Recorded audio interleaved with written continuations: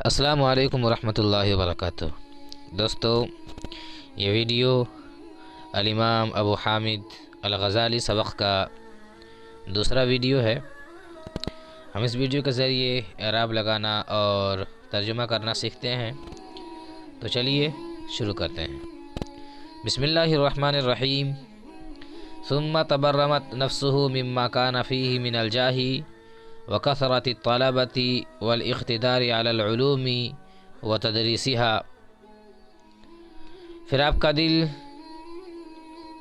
جاہ و منصب سے، طلباء کی کثرت سے اور علوم پر مکمل اقتدار سے اور تدریس سے بیزار ہو گیا۔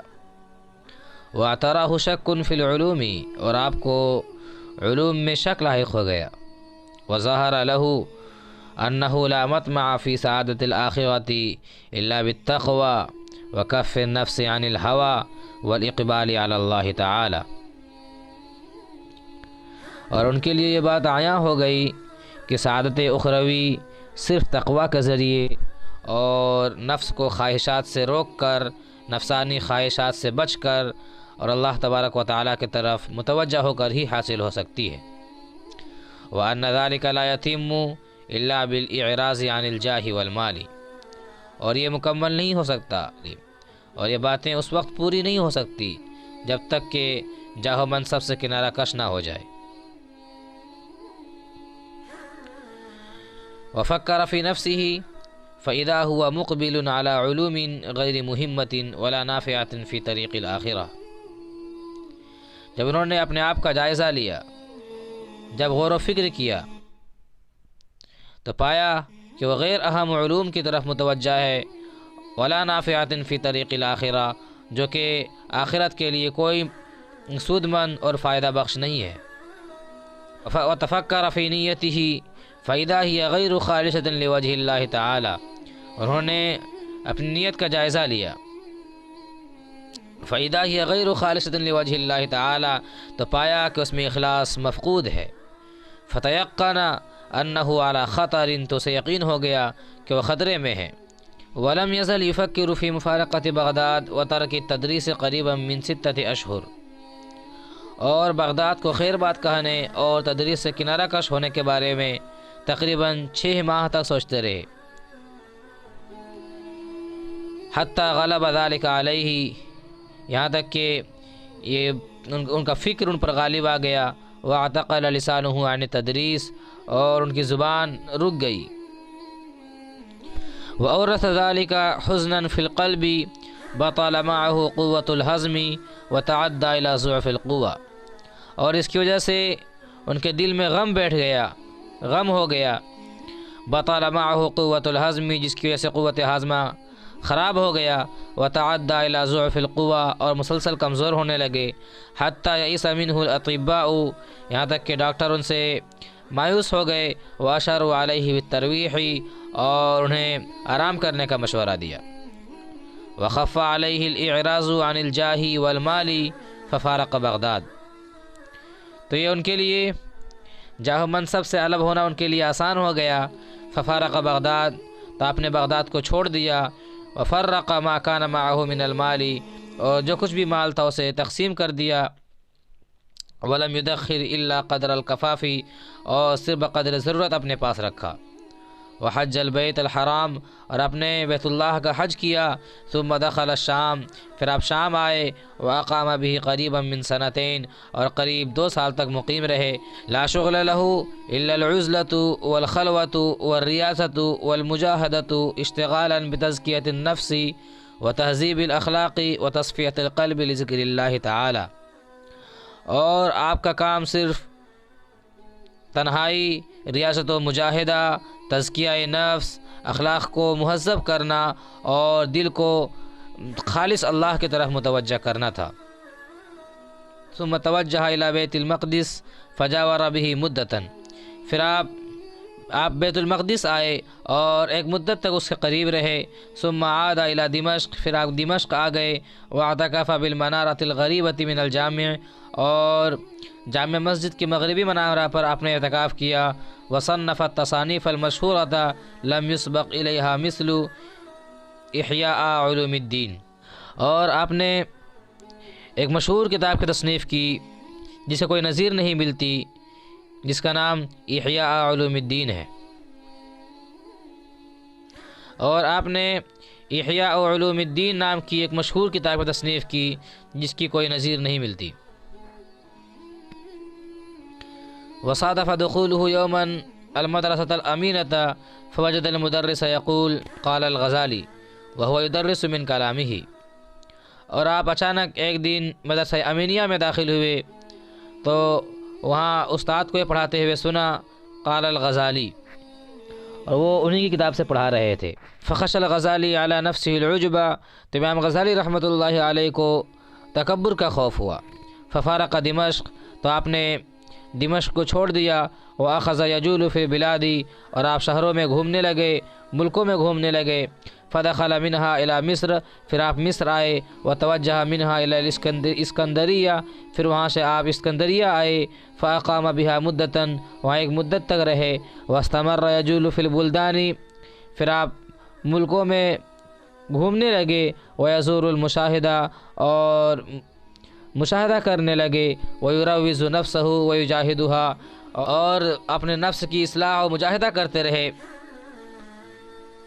واستفاد من صحبت الشیخ ابی علی الفارمیدی، اور آپ نے شیخ ابو علی الفارمیدی کی صحبت سے فائدہ اٹھایا۔ وانکشفت علیہ علوم وحکم وعلت مدارکہ وعاد الی الوطن واثر العزلۃ، اور آپ کے لیے علوم و حکمت کے دروازے کھل گئے۔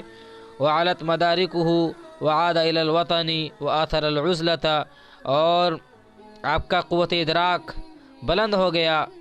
وعاد الی الوطن، اور آپ وطن لوٹ آئے اور آپ نے تنہائی کو ترجیح دی۔ وألزم بالعود إلى نيسابور والتدريس بها في المدرسة النظامية فأجاب إلى ذلك بعد تكرار المعاودات، پھر آپ کو نیساپور آنے اور مدرسہ نظامیہ میں پڑھانے پر مجبور کیا گیا۔ فأجاب إلى ذلك بعد تكرار المعاودات، تو آپ نے پیہم اصرار کے بعد اسے قبول کیا۔ ودرس مدتا یسیرتا، اور کچھ دن تک درس دیا۔ وکل قلبہ معلق مما فتح علیہ من الطریق، اور جو علم و حکمت کی باتیں آپ کے لیے کھل گئی تھی، آپ کا دل انہی میں لگا ہوا تھا۔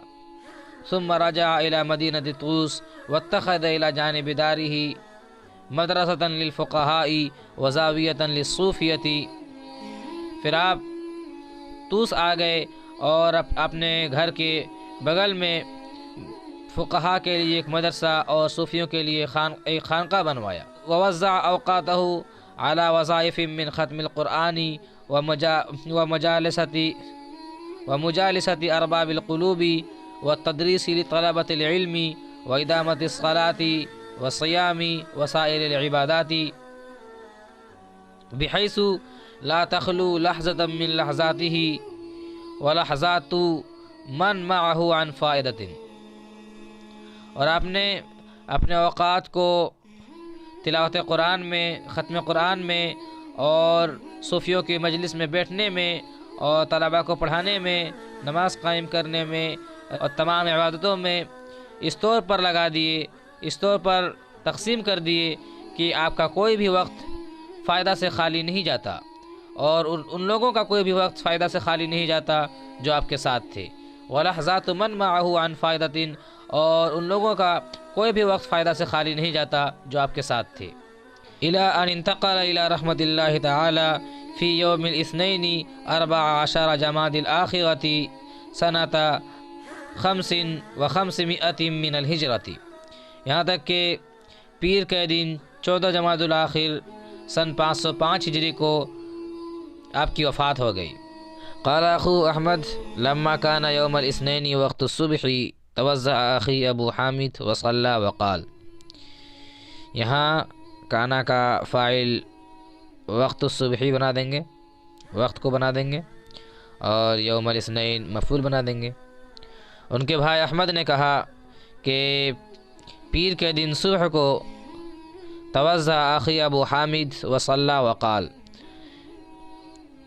میرے بھائی ابو حامد نے وضو کیا اور نماز ادا کی اور کہا علیہ بالکفن، مجھے کفن لا کر کے دو۔ فاخذہ وقبلہ، اسے لیا، بوسہ دیا، ووضعہ علی عینیہ، اسے اپنے آنکھوں سے لگایا، وقال، اور کہا سمعا وطاعتا للدخول علی الملک، بندہ مالک حقیقی کے پاس جانے کو تیار ہے۔ ثم مد رجلیہ، پھر اپنے پیروں کو پھیلایا، واستقبل القبلۃ، قبلہ کا رخ کیا، ومات قبل الاسفار، اور اسفار سے پہلے آپ کی وفات ہو گئی۔ وکانت خاتمۃ امرہ اقبالہ علی الحدیث الرسولی صلی اللہ علیہ وسلم ومجالسۃ اہلہ ومطالعۃ الصحیحین البخاری ومسلم، ومات وکتاب الصحیح للبخاری علی صدرہ، کہ ان کا آخری کام حدیث رسول صلی اللہ علیہ وسلم پر توجہ اور حدیث شغف رکھنے والوں کے ساتھ بیٹھنا اور صحیحین کا مطالعہ کرنا تھا۔ ومات وکتاب الصحیح للبخاری علی صدرہ، اور ان کا اس حال میں انتقال ہوا کہ بخاری شریف ان کے سینے پر تھی۔ کان الغزالی رحمۃ اللہ علیہ شدید الذکاء سدید النظر عجیب الفطرت عالی الہمت مفرط الادراک قوی الحافظت بعید الغور غواسا علی المعانی الدقیقۃ مناظرا قوی الحجت۔ امام غزالی رحمۃ اللہ علیہ بڑے ذہین تھے، درست نگاہ رکھنے والے تھے، عالی الہمتی، بلند ہمت والے تھے، مفرط الادراکی، اور بہت جلد ادراک کر لینے والے تھے، قوی الحافظتی، قوی حافظہ والے تھے، بعید الغور، دور رس تھے، غواسن علی المعانی الدقیقتی، باریک معانی میں گھسنے والے تھے، مناظراً قوی الحجتی، اور قوی دلیل کے ساتھ مناظرہ کرنے والے تھے۔ تو دوستو، آج کا سبق یہیں ختم ہوتا ہے۔ تو آپ سے درخواست ہے آپ ویڈیو کو لائک کریں، شیئر کریں اور چینل کو ضرور سبسکرائب کریں۔ تو ملتے ہیں اگلے ویڈیو میں، تب تک کے لیے خدا حافظ، والسلام علیکم ورحمۃ اللہ وبرکاتہ۔